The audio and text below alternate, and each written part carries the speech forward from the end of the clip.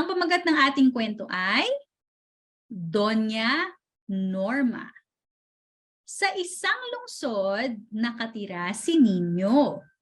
Pagmamaneho ang ikinabubuhay niya. Nakapagmaneho na siya sa iba't ibang lugar.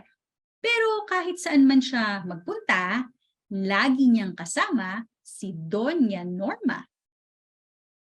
Nakapagmaneho na siya sa Dasmariñas, isang lungsod dito sa Cavite.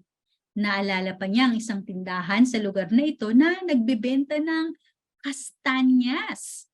Paborito niya ang mga iyon. Ilang taon din siyang nakapagmaneho sa Las Piñas, isang lugar naman ito sa Maynila. Abalang mga tao rito at maraming sasakyan. Nakapagmaneho na rin siya sa Parañaque. Isa rin itong lungsod sa Maynila. Maraming tao rito, kaya naman hindi siya nawawalan ng mga pasahero.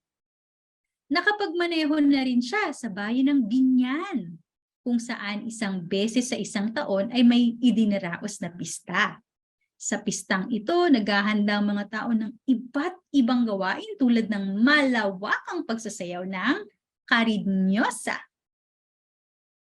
Tuwang-tuwa si Nino sa mga nakita lugar na ito. Pero mas natutuwa siya dahil sa kahit na matagal na siyang nagtatrabaho, kasama pa rin niya ang jeep niyang si Doña Norma.